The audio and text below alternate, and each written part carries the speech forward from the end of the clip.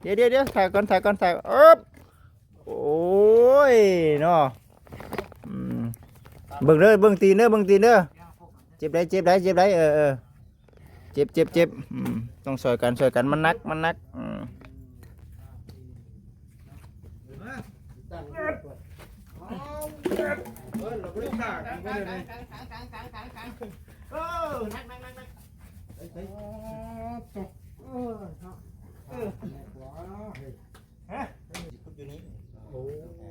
เลยเพเลย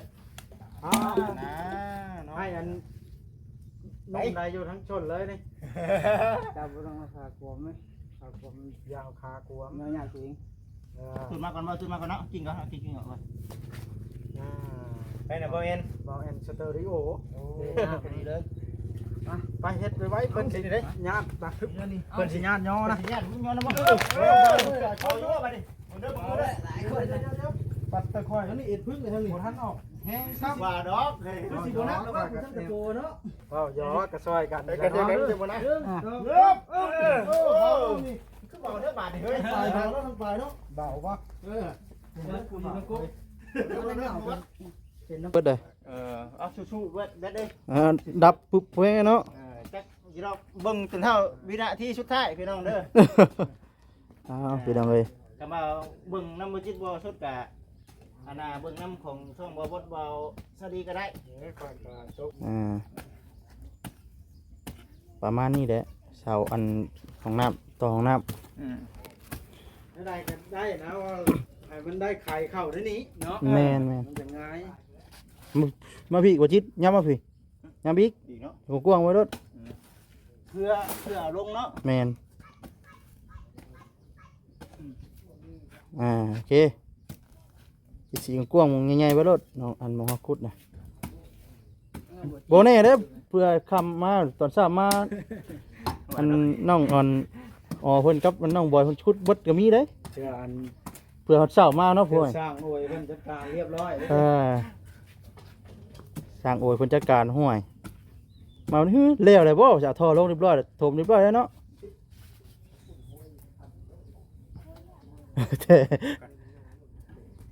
เอาดีๆเพื่อได้ว่าจิได้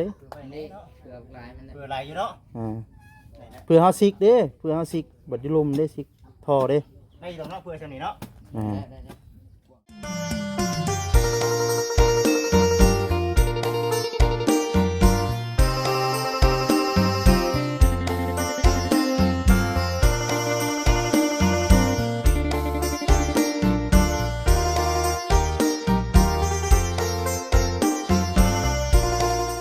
พี่น้องเด้อพบพ่อกับบจิตคือเก่าพี่น้องเอ๋ยเนาะจบจากคลิปนี้ทางบจิตก็สิได้เมื่อแหละพี่น้องเอ๋ยเนาะเผาเมื่อเกินเมื่อซานก็พอดีว่าเมื่อนี้พี่น้องเนาะเดี๋ยวสิคุยกันตกแตกกันแล้วก็สิให้กับทางลุงของทางน้องบอยเนาะหรือว่าไอ้ของทางน้องแต่น้องโอ้ยเนาะพี่น้องเนาะบ่แล้วก็คอยขุดไปเรื่อยๆพี่น้องเนาะขุดห้องน้ำห้องในเมื่อนี้ก็สิได้ง่ายเนาะง่ายอันน่ะเสาก้อนง่ายเสาแล้วก็ขีดแบบเนาะในเรื่องของทางห้องน้ำห้องในเพื่อสร้างมาพี่น้องเอ้ยพังเบิ้งคันว่าเพิ่นบ่สะดวก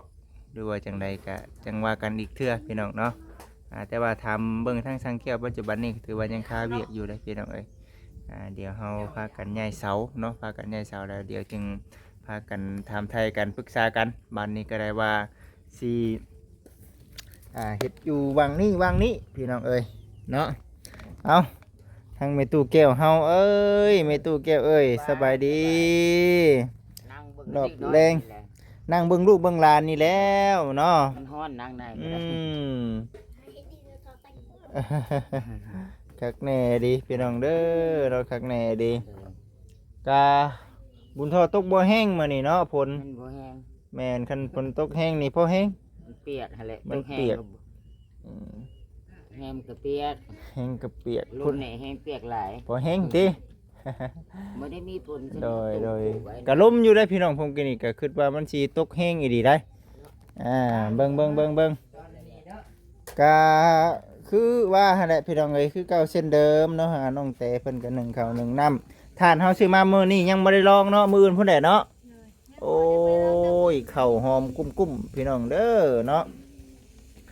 นึ่งข้าวนึ่งน้ำนึ่งอยู่นี่แหละสามชามีเฮือนครัวเนาะน้องแต่สบายดีอีกเทื่อไปไปย่อเสาได้ทางนี้ดิเอาเบาหยอกเลยคุณแนะพูดอันนี้ก็ได้นั่งเป็นกำลังใจหรือว่านั่งเบิ่งหดเข่าก็ได้เนาะเขาก็เดี๋ยวจะย่างไปเบิ่งบ่ได้ว่าน้องเพิ่นดอกพี่น้องเนาะเข้าใจอยู่ว่าหยอกน้องเพิ่นนี่ซื่อบ่หยอกก็บ่ได้หัวนั่นแหละพี่น้องโอ้หอมข้าวชุกเนาะกุ้มมาพี่น้องเอ้ยมันหิวข้าวเลยบ่เดี๋ยวเนาะเป็นไปแล้วพี่น้องเอ้ยโอ้ยรถเบาบอสเพิ่นอันนี้พี่น้องเนาะยังว่าได้กับพากันอยู่นี่แหละจบจากคลิปนี้กับพากันเมื่อหาลูกหาเมียไผลาวป่านนี้ก็ได้เบาบอสเหมือนให้คิดฮอดเมียอยู่ว่าอยากพี่น้องเด้อเนาะเอาไปรุ่นเฮาสบายดีโอเคเนาะคือว่านี่แหละพี่น้องเอ้ยเนาะต้องซอยกันเอาเหือเอาแหงได้มื้อนี้ได้เนาะผู้ดีเฮาสิย้ายเสามานี่ก่อนเด้อน้องเด้อย้ายเสามาอยู่นี่ก่อนเพราะว่าเพื่อเฮาสิเฮ็ดห้องน้ำห้องในแล้วก็มีการขุดเนาะมีการขุดหมักจุกเฮามีอยู่แล้วเนาะทั้งจุกทั้งส่วนแม่นบ่จุกส่วนเฮามีแล้วพี่น้องเอ้ยส่วนเฮามีแล้วบ่น้ำมันน่ะน้ำมีแล้วบ่มีแต่ดำเลย เบิ่งมีบ่ไม้หาไม้เอาหาไม้ตังไผเอามาใส่ดำจุกดำเสียมเลยดำจุกเอาดำอะไรมีแต่ตกแต่งเอาเนาะตกแต่งเอาก็คือว่าหั่นแหละพี่น้องตัวนี้นี่สงสัยสิได้ออกบ่หรือว่าจังไดหรือว่าย้ายไปปลูกบางอื่นก่อนบ่เนาะกด มันกำลังออกงามนี่เบิ่งก่อนเนาะเบิ่งแผนการเฮาก่อนเนาะมันสิขุดอยู่ในประมาณช่วงใดก็สิได้พากันย้ายก่อนพี่น้องเนาะย้ายเสามาไว้นี้แล้วก็เพราะว่าเฮามีแผนการเนาะสิเฮ็ดห้องน้ำบัดนี้ได้เฮาสิพากันเขียนบอนขุดเนาะพี่น้องเนาะบอนขุดไว้เดี๋ยวออกก่อนก็ได้นี่พากันเอาเสาออกพากันเอาเสาออกไว้นี่ก็ได้บ่ไว้นี่แหละขุดนี่คือเป็นการนี่จังได๋ว่าสิขุดอยู่ซี่ได้นี่ขุดอยู่กลางเลยนะขุดกลางเลินเลยนะขุดอยู่กลางเลินหลายคนมันจังได้น้องเอ้ยนักได้บ่ได้ได้ได้เดี๋ยวซอยกันมาเดี๋ยวถ่ายก่อนโอ้ยเนาะเบิ่งตีนเด้อเจ็บได้เจ็บต้องซอยกันมันนักนักบ่น้องโอ้ยชิดเลยก็ได้บ่ยากดอกได้บ่น้องได้บ่มาเบาบอสเลย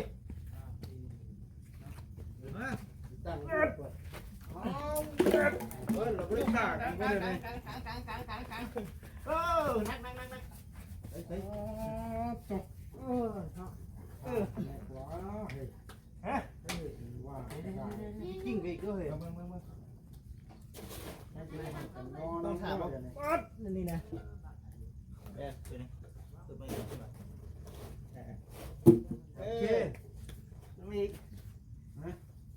สบายดีให้เกี่ยวกับกันย่อน้ำบ่อเลยเอ้าง่ายวันไหนฟุตบอลนี่บ่แบบว่าอันนี้สิเป็นตัวห้องน้ำเลยแต่ว่าฟุตนี่สิฟุตอยู่นี้โอ้เล่นเพลเลยนะให้อันน้องได้อยู่ทั้งชนเลยนี่จับต้องมาขากวมไหมขากวมยาวขากวมเงาหยาบจริงจุดมาก่อนเนาะกินก่อนกินก่อนไปนะบอเอ็นสเตอริโอดีเลย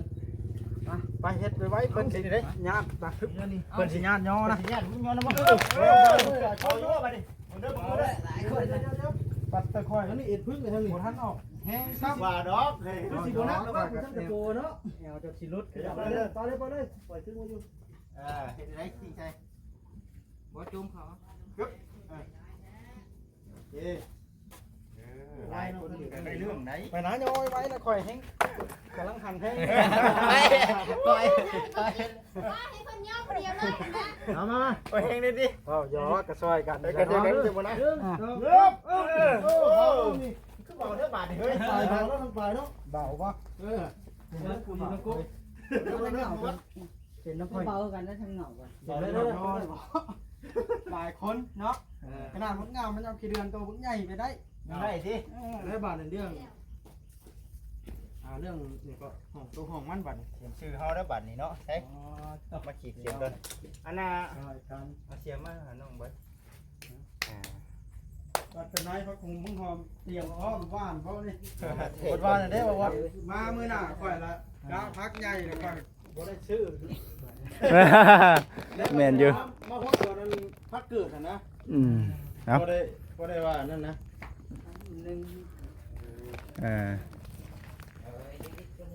ร้องเพลงก็เป็นเพลงเนาะ พี่น้องเอ้ย บนยามาปลูกไว้ มาวัดให้คุ้มขึ้นเห็นได้ได เรื่องไหน เด้อในคุ้มขึ้นเด้อ ตัวไหนเรื่อง ในคุ้มขึ้นข่อยเนาะอันนี้จะเป็นเสาเนาะเสามาซี่อันนี้คือตัวห้องเนาะ แม่น ซี่เนาะสมมุติเด้ออันนี้คือห้องเนาะสมมุติเฮาก็ห้องมาได้บอกว่าสมมุติเด้อสมมุติได้ชื่อ สมมุติ สมมุติอ่ะ อันนี้ประตูเนาะประตูอยู่แล้วเนาะประตูห้องน้ำอยู่แล้วสมมุติเด้อจังได๋ก็จังออกกันอีกเทื่อเนาะจังปรึกษากันอีกเทื่อ แม่น อันนี้น่ะเป็นห้องน้ำเนาะ โดย เป็นห้องอาบเนาะแต่ว่าห้องอันนี้น่ะเป็น ชักโครก ตะโคกเนาะมัน มองทอวิทเด้ เจ้าขึ้นว่าได้ กุดหัน เชิงบ่ อันคอยเอาความคิดเห็นน้อยหนึ่งได้จังหวะสั้นมา ๆ ปรึกษาเรื่องกัน เรื่องนี้ คอยเนาะนี่คอยสิเฮ็ดวันนี้เนี่ยเฮ็ดแบบใดตัวห้องน้ำน่ะอยู่นี้ นี่เลย เพราะว่ามันอยู่หันแล้วมันเป็นพื้นที่แล้วมันปลูกผักปลูกมีได้เด้ บ่ นะนี่แหละเฮ็ดมุ้งออกไปแบบนี้บ่ได้ว่าสมมุติขายประตูห้องน้ำเขาในเฮือนครัวเลยนี่ เอาสี่เลยบ่สี่เลยเนาะ แม่นมันจะบ่ได้เฮ็ดบนมุ้งออกนะเขาขายปุ๊บเขานี่เลยนี่สมมุติเฮือนครัวอยู่นี่ บัดเช้านี่ต้องเฮ็ดชูชีแม่นบ่เช้าห้องน้ำน่ะ เอาเสาที่เสียนดิ ก็ใส่วัคซีนแล้ว สี่ เนาะ เนาะ แต่ว่าบ่ไงก็ให้มันจุติดกัน แม่ มันยังลงมาสิเลยเนาะ ใกล้กันสมมุติ ไม่ได้ หลายคน คือข่อยว่านะมันเตียหางดินมันตกมาเนี่ยมันขามกายมาเลย บ่เปื้อน ได้ มันจะบ่แบบว่าพื้นที่เฮาก็ได้ปลูกผักปลูกมีทางนั้น อืม มันจะบ่เป็นเช็ดเดี๋ยวสมมุติปลูกผักอยู่นี่บ่ได้เด้บาด อื เนาะ ม ปลูกนั่นปลูกนี่นะอัน ดี นี้ก็ ดีนี่คือเฮาปรึกษากัน ปรึก เนาะ ษากันอันนี้ก็ อืม ข้ามนู่นน่ะบ่ชื่อบ่เห็น ขึ้นอยู่ได้บ่จิตเฮ็ดได้เด้บ่เฮ็ดได้ก็ยันว่าหลายคนคิดมันบ่คือกัน ไปบัดนี้จังได๋บัดนี้สิขุดหมองได้บัดนี้ เอาบ่วัดเฮ็ดไว้ได้สมมุติก่อ โอ้ชามันเป็นเนาะ บ่ก่อนี่คือตัวห้องแม่นบ่ คันสมมุติว่าอยู่นี่กับเพิ่นสิอันนั้นอยู่แล้วบ่สมมุติเพิ่นเฮ็ดอันนั้นอยู่แล้วนะ พอตัวนั้นทุก เขาติดนี่เลยแล้วนี่ ข่อยต้องก่อติดก่อนนะสมมุติว่ามาก่อนสร้างนี่เด้เขาต้องก่อติดสิได้เนาะติดสิได้เนาะ แม่นเพราะว่ามันจะสิติดแบบว่าเข้าคืนเนาะ บ่แล้วบ่ง่ายบัดเดี๋ยวสร้างคนผู้เฮ็ดผู้น้ำลังก็จังก่อน้ำลังก็ได้เนาะ แม่นเพราะว่ามันเฮ็ดพาเดียวก็ได้นะครับว่าอันนี้ก็ความคิดข่อยซื่อๆนะ อืม ว่าเถิกก็เอาบ่เถิกก็ จังว่ากันไหมเนาะ แม่นอันนี้ก็ อันนี้ก็ อยู่ได้ มีอยู่ อันนั้นนี่ได้สาเหตุที่ว่าเฮ็ดสองแบบด้วยว่าหลายคนตัดสิน สมมุ ใจ ติเราเฮ็ดอยู่นี่สมมุติเฮาจะย่างไปดินเฮามันจะมีทางย่างอะไรการเฮ็ดแอบเขาแล้วมันเฮามีทางย่างได้บ่จิต ได้ชัดสมมุติมันอยู่นี่อยู่แล้วเนาะบนเนาะ แม่น บัดนี้สุโขกอยู่นี้อยู่ใช้อยู่นี้บ่ แม่นแม่นอย่างนั้นแหละ บัดนี้เฮาต้องขุดอยู่แถวนี้แม่นบ่ แม่นแม่น มันอยู่ขุดอยู่แถวนี้อยู่แล้วเนาะ แม่น สมมุติว่าพี่น้องมันก็ต้องอยู่ในลักษณะนี้คำขุดเนาะ แม่น อยู่ตรงกุ้งกว่านี้แน่เนาะเพื่อท่อลงเนาะแม่นบ่ เขาคุณเขาต้องคุณวิธีบ่บ่หรือว่าจังได๋ เด็กฝากเอาปุ้งมือให้ บ่นี่เอาไม้เสียมล่ามเสียมเจ้าเทกปากนี่ก็ได้ปากท่อนี่จะก็เทกเบิ่งเอาพอดีชุดล่ามเสียมได้ว่าจิเด้เพื่อคนเด้กับโตคนเด้เพื่อคนลงเด้ รถนี่ไปนี่ก็ได้นี่เพราะว่าเขาท่อลงมานี้นี่ เอาชุดล่ามเสียมได้ว่าจิ เอาจ้ำแพงไว้เฮาย่างหันย่างนี่นะจังเจาะเนาะคือว่าน้ำเสียน้ำยางเฮาก็ปล่อยคุดไหลออกพี่ แม่ให้คือไรทั้งหมดเลย อันนี้คือความคิดเห็นบ่บ่กับมีเหตุมีผลคือกันได้เฮาจึงว่าปรึกษากันหลายคนน่ะดีเนาะบ่ซะนี่ แม่น เฮาต้องปรึกษากัน ผู้มีประสบการณ์มากมายเนาะ ว่าชั้นว่าซี่ได้ นี่แม่นอยู่ได้คือได้ เฮากับโมเมนต์ว่าก้าวใกล้งานผู้นั้นผู้นี้ในความคิดเฮาซื่อๆได้ เอาขีดเลยเฮ้ยขีดเลยหมักจกมา คุณไปนี่โตของน้ำมันพัดอยู่นี้ อยู่บนคอยนี้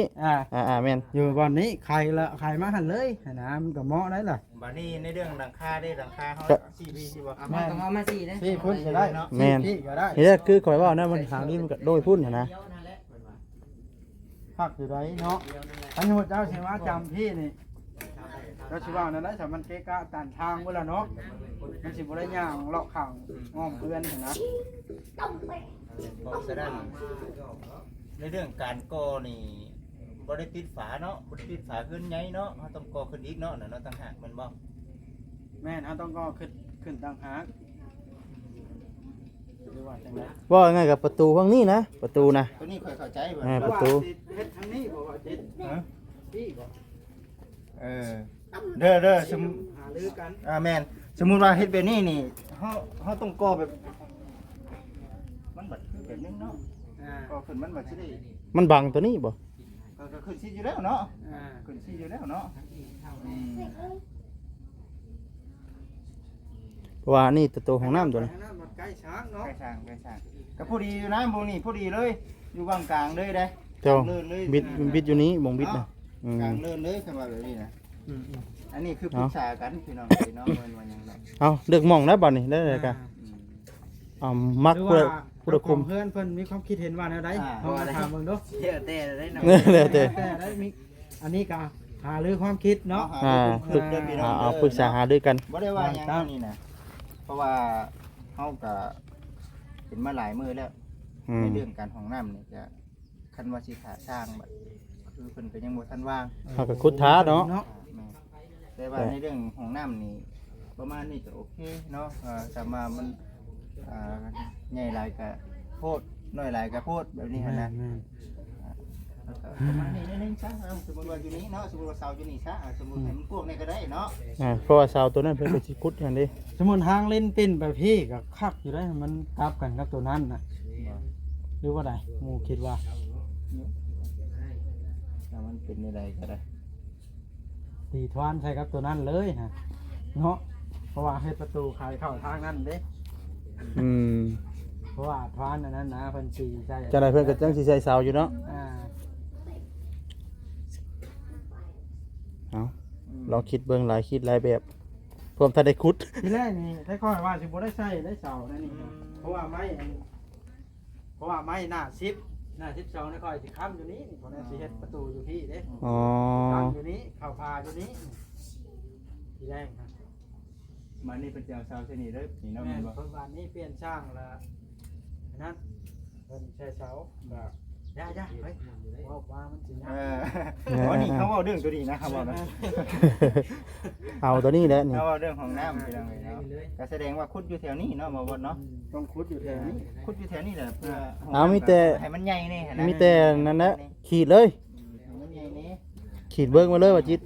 แถวนี้นะอยู่เนาะให้มันมีนะน้ำมันละมุงระบายนี่ก็ได้เนาะ ทางห้องระบาย ออกไปที่นี้เนาะสมมติว่าเขามันก็จะอยู่ในส่วนนี้ประมาณนี้คำว่าโอ้ก็ได้เนาะ เพื่อหางดินน้ำใด ว่าอันนี้คือโซ่คมปุ่ม ว่ามุ้งไปพี่ก็ได้ทางเลนนะผมมีปัญหาแล้วเนาะ เอาหางดินตกพี่บ่เอาหางดินลงมาพี่บ่ แม่นหนักเกินเขายังปิ่นกันพุ่น อืม เอาลงไปที่รถ ลงกันลงพี่ละ บ่อยากมันตกใส่ดินหมู่ได้ต้องเอาไว้ได้เนาะ อืม กระลำคือหยังนี่ กะลำสันติ มันทางลิ้นตกใส่ดิน มันบ่ตกอยู่แล้วนี่มันเป็นเฮาขุดท่วมอยู่เดิ อ่า เฮาขุดท่ออยู่ได้เดิแม่นบ่โอ้ย ลุยห้องแล้วก็อยู่ที่แล้วก็แม่ที่ว่าก่อนนะ นี่ที่ทางดินสมมุติว่าลงมาที่นี่มันสิตกแต่เพียงเท่านี้นะเนาะ แม่ มันสิตกประมาณนี้เนาะบ่เนาะ ที่ตกเสียท่อ อันนี้ก็บ่ได้วางยางหอบเพื่อนสมมุติมีบ่อยากเลาะเบิ่งเพื่อน รอเบิ่งก่อนนะติ อ่า แต่บ่ได้เนาะเข้าไปพูดรัดหน้ามันพอแห้งเนาะ ตามลาย เอา อืม เอาจังไดเอาตามนี้บ่เอาตามนี้ก็มีแตะขี่แล้วก็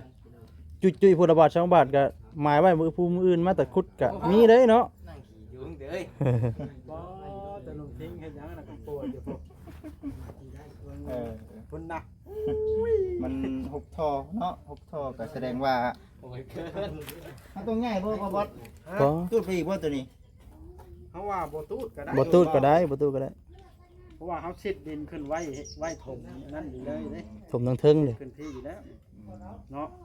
มีแต่หมักจกบ่จิตบักไว้เลยบักไว้เลย ไม้เบิ่งเนาะฮะ ไม้เบิ่ง สมุด2ท่อนะมันนั่นวิทย์บ่สมุดบ่ย้ายนะไม้เบิ่งเนาะ เนาะ ไม้เบิ่งไม้เบิ่ง อันนี้คือปรึก เอา ษา เอา กันเด้อ เอาชุดล่ามเสียมเลยบ่จิต บอสในทางบ่จิตนี่ ชุดล่ามเสียมเลย มีหยังกระชองคนนี่แหละพี่น้อง ชุดล่ามเสียมเลย เอาแต่ที่เนาะ มีหยังกระชองคนนี่แหละพี่น้อง พี่ฮอนถอนกล้วยพี่บ่จิต บ่จิตก็บ่บ่ได้อยู่เนาะ ได้อยู่ได้ ได้อยู่บ่ใหญ่ก็ได้แต่ว่าก็คุดกวงเพื่อไว้หั่นแหละ กว้างเพื่อดมตัวคนพุ่นแหล้ว คุดเพื่อไว้เด้ ทางนี้ก็ชุดด้ามเสียม ผู้ดีลงก็โอเคอยู่เนาะคือทำเสียงโอเคอยู่นะได้อยู่ คือจะได้เอาท่อยาวมาพี่บ่ ยาวไปพุ่นแล้วเนาะ ยาวไปพุ่น สิได้สิ อ๋อ ได้ ต่อเฮียงกันพี่ดูแลไม่หรอกดีมันอ่อนอยู่เนาะ จังหวะเด้อ อ่อนจะได้เทิงดิเออ เอามุมใด ลองมาคุณนึกว่าชิดไม้เนาะเหมือนกัน เอาว่าจิตหมายเบิ่งต้องหมายแต่พี่ได้ไปเฮ็ดยาวไปสิก่อนยาวไปสิก่อน อันนี้คือจะเป็นแบบนี้เนาะบ่บ่เนาะจุงไว้นี่เนาะได้อยู่หรอกเนาะ บ่จิตเอ้ยแบตเจ้าสิเบิดเลย เอาชูๆเบิดเด้ ดับปุ๊บเว้ยเนาะ จักอีดอกเบิ่งจนเท่าวินาทีสุดท้ายพี่น้องเด้อ อ้าวพี่น้องเอ้ย ก็มาเบิ่งน้ำบ่จิตบ่สุดกะอันน่ะเบิ่งน้ำของช่องบ่บดบ่สวัสดีก็ได้ เฮ้ยก่อนก็จบนี่ก่อนก็กลับคือกันนั่นแหละ จบชิด สมมุติว่าอยู่นี่ได้อยู่แล้วว่าเนาะบ่บดเนาะแบบนี้ จำ เนาะ นี่แหละจำนี่แหละ ได้เนาะ ประมาณนี้แหละเสาอันของน้ำต่อของน้ ได้ก็ได้นะว่าให้มันได้ไข่เข้าได้นี้เนาะ ำแม่น มันจะง่าย มาพี่บ่จิตย้ำมาพี่ย้ำอีก ดีเนาะ หัวกว้างไว้รถ เพื่อเอาลงเนาะ แม่นโอเคสีกว้างๆใหญ่ๆไว้รถน้องอันมองฮาคุดนะบ่แน่เด้อเพื่อคำมาตอนเช้ามาอันน้องอ่อนเพิ่นกับน้องบอยเพิ่นชุดเบิดก็มีเด้ เชื่ออัน เพื่อเขาเช้ามาเนาะพ่อย สร้างโอยเพิ่นจัดการเรียบร้อย สร้างโอยเพิ่นจัดการห้วยมาวันนี้แล้วเลยบ่จะเอาท่อลงเรียบร้อยถมเรียบร้อยแล้วเนาะ